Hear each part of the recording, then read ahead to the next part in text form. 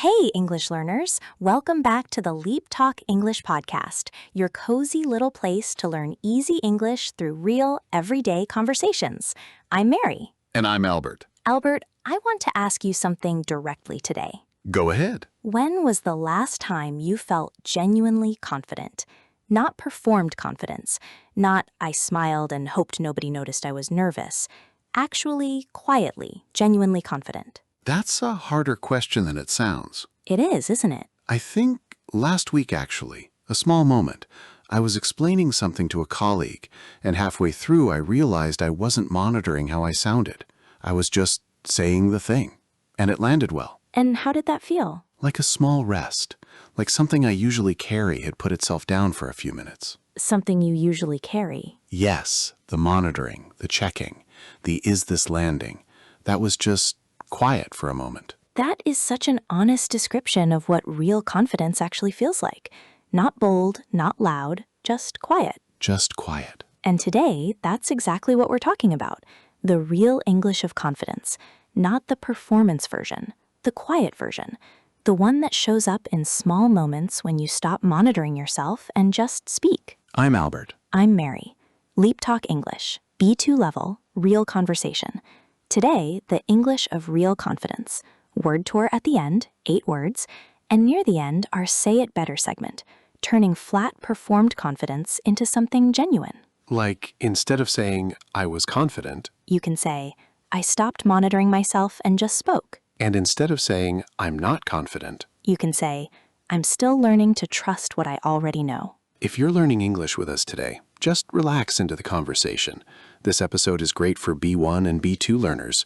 If you're A2, you can still follow the main idea. Listen for the feeling, repeat the useful lines, stay with us. Mary, I want to start with the word confidence itself, because I think it means something different in English than most learners expect. Say more. Most learners think confidence means certainty, knowing you'll do something well before you do it. And real confidence is not that. Real confidence is much closer to willingness, the willingness to speak before you're certain, to start before you're ready, to say the thing without guaranteeing in advance how it will land. That's such an important distinction.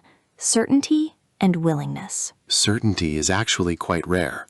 Willingness is available to most people most of the time, but we don't call it confidence. We call it hoping for the best. Which sounds smaller. It sounds much smaller, and it is much smaller in how it feels to say it, but the action it produces, just speaking anyway, is almost identical. So the label is what changes. Yes, calling it willingness instead of certainty makes it more accessible. You don't have to feel certain to speak. You just have to be willing. I think that reframes the whole thing. It reframed it for me completely. I had a version of this recently. I was in a meeting where I didn't know enough about the topic to feel certain. What did you do? I spoke anyway. I said, I'm not the expert in the room on this, but here's what I'm noticing from the outside. And it was well received. Because you were honest about the uncertainty while still contributing. Yes, and that I'm not the expert, but here's what I'm noticing is one of the most genuinely confident sentences you can say. It doesn't pretend certainty. It offers something real anyway. To the listener, I'm not the expert, but here's what I'm noticing. Store that sentence. It is one of the most underused, most effective sentences in any professional or group English conversation. I want to talk about the monitoring, because I think that's where most of the confidence problem actually lives. The monitoring meaning? The background process, the part of your brain that's listening to yourself speak at the same time as you're speaking, evaluating, checking, noting the hesitation, the imprecise word, the sentence that came out slightly wrong. And everyone has this? Everyone has it. But for people speaking a second language, and for many people speaking their first in high-stakes situations, the monitoring gets very loud. Too loud to leave space for the actual speaking? Exactly. There's only so much mental bandwidth available. When the monitoring takes most of it, the speaking suffers. And then the monitoring gets louder because the speaking suffered. A loop. A very reliable, very exhausting loop. And how do you quiet the monitoring? I don't think you quiet it. I think you redirect it. Give it something smaller to do. What does that mean in practice? Instead of monitoring, how am I sounding, you give the monitoring brain one job. Am I making sense? That's it. One question. Much smaller, much easier to answer, and much less disruptive to the speaking itself. Am I making sense instead of how am I sounding? Completely different kind of attention. One is about the listener, one is about your own performance. And the listener-focused one is always the more useful question. Am I making sense? One question to replace the whole monitoring system. This is a practical tool. Use it in your next English conversation. Ask it silently, once, at the midpoint of what you're saying, and let everything else go. I want to talk about something that doesn't get discussed enough in confidence conversations: preparation. Not in the sense of rehearsing. Not rehearsing, no. In the sense of knowing your own material. Because I think a lot of what gets called lack of confidence is actually lack of familiarity with what you're talking about. Say more. When I know something well, genuinely well, not just well enough, the monitoring gets quieter automatically. Not because I've become more confident, because there's less to monitor. The words are there. I'm not searching for them. So preparation reduces cognitive load. Exactly. And when cognitive load drops, the space for actual presence, for actual listening, actual responding, actual connection opens up. And what looks like confidence from the outside is often just familiarity from the inside. That's a much kinder way to think about people who seem confident. It is. They're not braver. They've often just done this particular thing more times. Which is available to anyone, given time and practice. Which makes it much less of a fixed trait. Exactly. Confidence is not who you are. It's what happens when you've built enough familiarity with something to stop searching for words and just say them. So confidence is not who you are. It is what happens when you've built enough familiarity to stop searching for words and just say them. Keep that sentence. Use it the next time you feel unconfident about speaking English. Ask, have I built familiarity with this yet? Not, am I a confident person? I think there's a specific moment where confidence breaks most reliably. And it's not the big presentation. It's the unexpected question. The question you didn't prepare for. The question in the middle of a conversation that comes from a direction you weren't expecting, and suddenly the familiarity is gone, the words aren't there, and the monitoring gets very loud very fast. I know that moment well. What do you do in it? I've learned to do something that felt almost too simple when I first tried it. What? I say, that's a good question. Let me think about that for a second. And then you actually take the second. Actually take the second, yes. Not rushing to fill the silence. Actually using the pause. That sentence, that's a good question, let me think about that for a second, is one of the most powerful things you can say in English when you need time to think. It's honest. It acknowledges the question. It buys you a real pause without looking confused or caught off guard. And it sounds confident while you're buying the time. Because it is confident. Knowing you need a moment and claiming it, that is confidence. The unconfident version is filling the silence with noise to avoid the discomfort. So that's a good question. Let me think about that for a second. Practice saying this out loud, right now, before you need it, 5 times, out loud, so that when the unexpected question arrives, and it will, this sentence is already there, waiting, automatic. Last thing, and this is the one I want to leave you with. Go ahead. Real confidence, the quiet kind, not the performed kind, has one core habit underneath it, and the habit is this: trusting what you already know. Not what you might know after more preparation. What you already know, right now, today. Yes, because most of the time when the monitoring is loudest, it's not because we genuinely don't know enough. It's because we've stopped trusting what we do know. We're looking for permission that the knowledge is valid. And the permission never arrives from outside.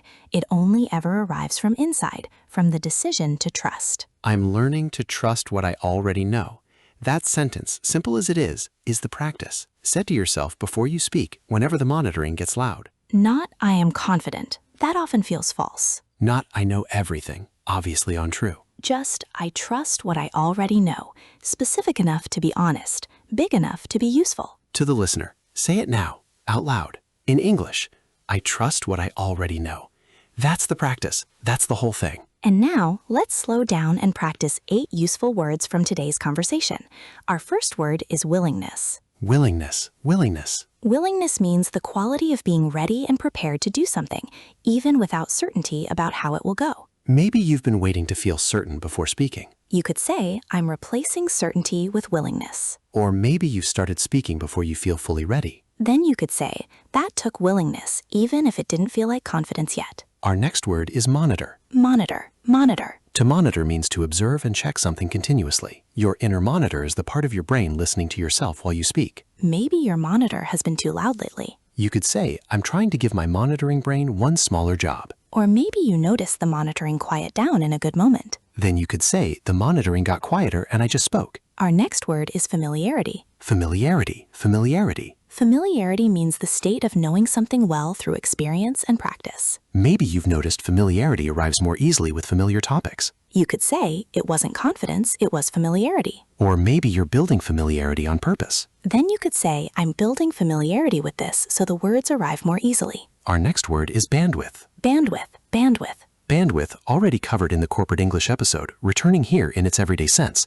Mental bandwidth means the amount of thinking capacity you have available at any given moment. Maybe the monitoring is using too much of your mental bandwidth. You could say, when the monitoring is loud, I don't have enough bandwidth left for the actual speaking. Or maybe you're finding ways to free it up. Then you could say, quieting the monitoring frees up bandwidth for real connection. Our next word is presence. Presence, presence. Presence means being fully engaged in the current moment, giving your complete attention to what is happening, rather than to something in your own head. Maybe you've noticed the difference between monitoring and presence. You could say, when I stopped monitoring, I had more presence in the conversation. Or maybe presence is something you're practicing. Then you could say, I'm learning that presence and monitoring can't fully coexist. Our next word is redirect. Redirect, redirect. To redirect means to change the direction of something, to point it somewhere new and more useful. Maybe you've been trying to quieten the monitoring when redirecting it works better. You could say, I redirected the monitoring from how do I sound to am I making sense? Or maybe you're practicing this redirection in conversations. Then you could say, redirecting one question changes the whole experience. Our next word is pause. Pause, pause. A pause is a temporary stop, a moment of silence chosen deliberately rather than filled with noise. Maybe you've been filling pauses with unnecessary words because silence feels uncomfortable. You could say, I'm learning to actually use the pause rather than fill it. Or maybe you've discovered how powerful a deliberate pause can be. Then you could say, that pause was confidence, not weakness. Our final word is trust. Trust, trust. To trust means to have confidence in the reliability or truth of something. Here, to trust what you already know. Maybe you've been looking for permission from outside before you speak. You could say, I'm learning to trust what I already know. Or maybe you're practicing this before each English conversation. Then you could say, I trust what I know right now. That's enough to begin. Beautiful. Today we learned 8 useful words: willingness, monitor, familiarity, bandwidth, presence, redirect, pause, and trust. Try to use one of these words the next time you talk about confidence or the next time the monitoring gets too loud. Now let's take a few simple sentences and say them better. Let's start with a common one. I was confident. The feeling is clear, but it tells us almost nothing about what actually happened.